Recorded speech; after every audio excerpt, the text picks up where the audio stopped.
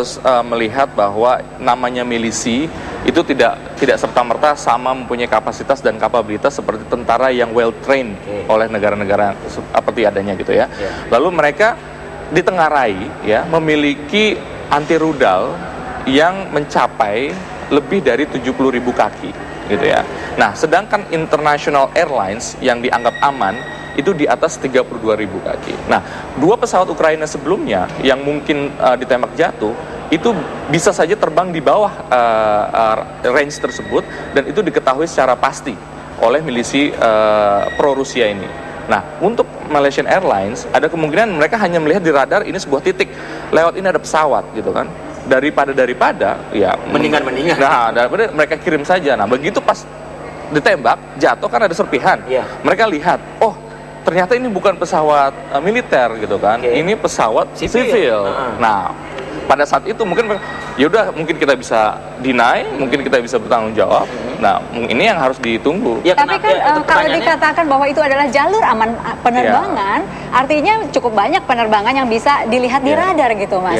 Lalu bagaimana menjelaskan ini, kenapa bisa sampai pesawat sipil yang kena, sementara penerbangan itu jalur aman penerbangan kan bisa dikatakan sehari ada berapa kali penerbangan lewat jalur itu kan? Iya, itu tadi saya kembali kepada kapasitas dan kapabilitas milisi. Apakah dia mungkin dia punya teknologi yang canggih, bisa sampai ke atas, tapi dia tidak bisa membedakan mana ini warcraft, mana ini civilian aircraft.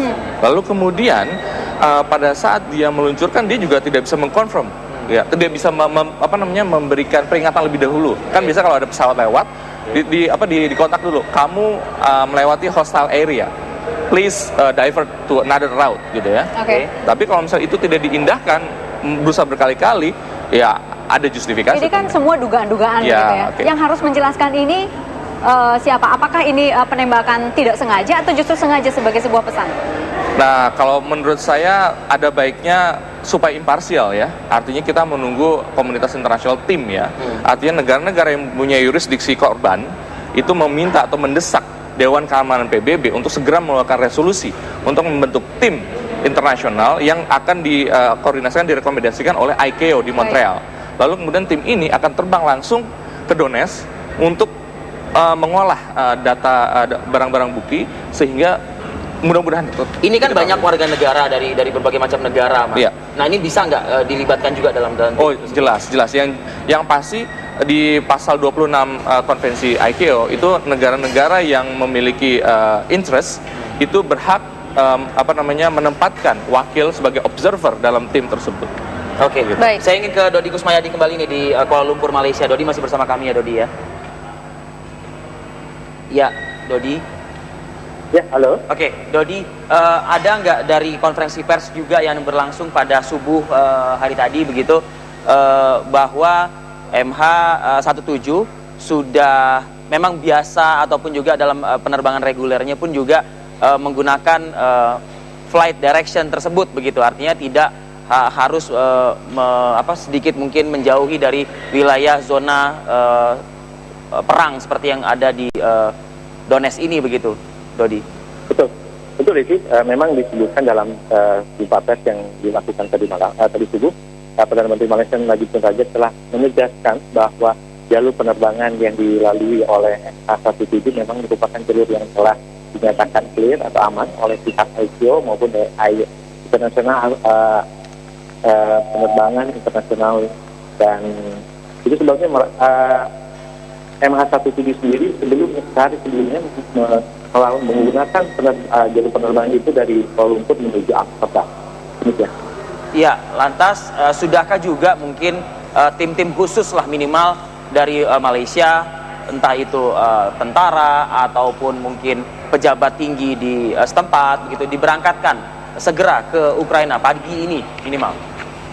Betul. Memang tadi subuh juga Perdana Menteri Malaysia telah mengumumkan bahwa hari ini mereka akan mengirimkan satu tim, baik itu tim investigasi dari pihak penerbangan sipil, militer, dan juga tim medis, dengan menggunakan pesawat khusus.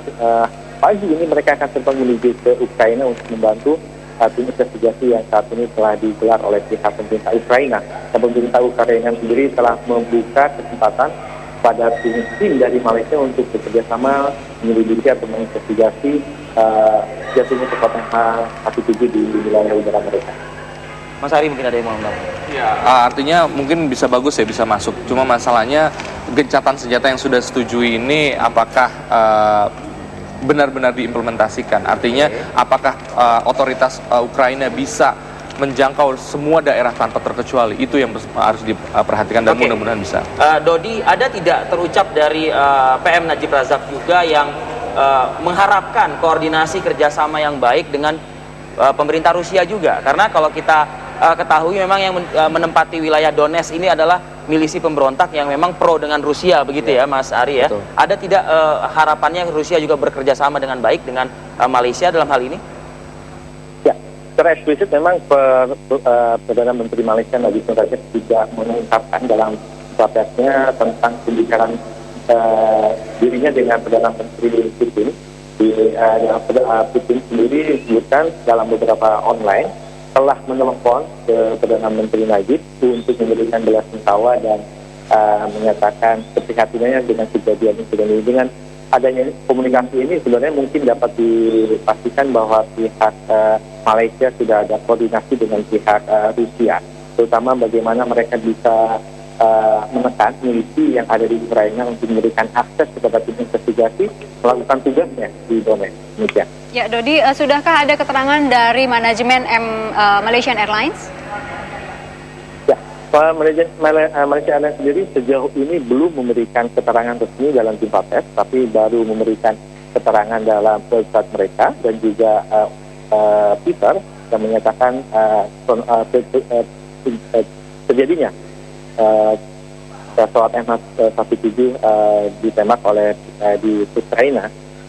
Namun demikian dalam jumpa pers tadi malam, tadi Perdana Menteri Najib telah menyatakan bahwa manajemen Malaysia Airlines telah menghubungi seluruh keluarga penumpang MH17 dan mengkoordinasikan tentang update atau review atau informasi terkini kepada mereka. Dan ini mereka akan menyediakan segala cara, segala yang bisa membantu keluarga penumpang mendapatkan informasi dan update terkini tentang pesawat MH17 Indonesia. Baik, Dodi Kusmayadi, terima kasih sudah mengabarkan untuk Apa Kabar Indonesia. Terakhir ke Mas Ari, ini saya membaca bahwa Presiden Ukraina Petro Poroshenko memastikan tentara Ukraina tidak menembak pesawat itu, dan ini diunggah dalam situs resmi kepresidenan. Ya. Komentar Anda?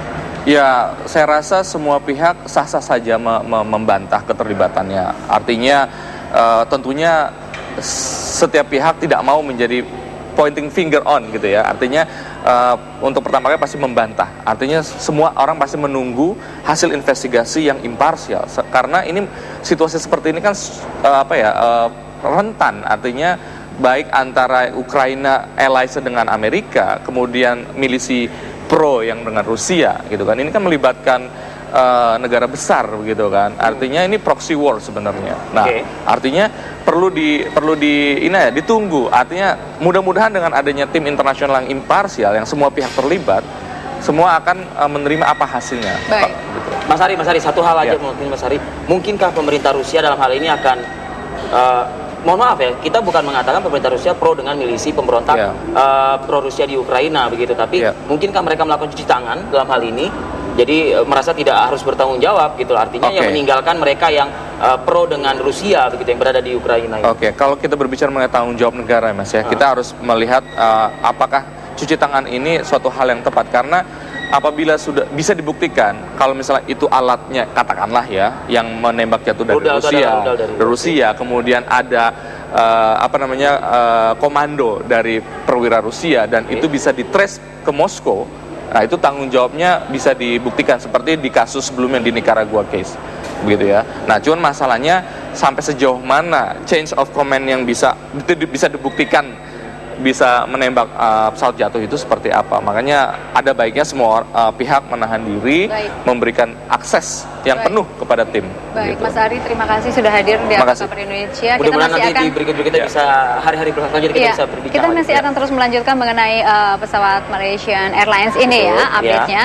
Tetapi nanti mungkin ya, via beberapa segmen ke depan. Selanjutnya kita akan coba melihat juga bagaimana proses-proses perhitungan suara dari Pilpres 2014 di tanah air kita ini, bersama dengan narasumber yang sudah hadir juga, ada Pak Putu Arte, mantan komisioner KPU 2004-2009, dan juga ada Pak Boy Rafli Ahmad dari Mabes Polri. Saat lagi kami akan kembali.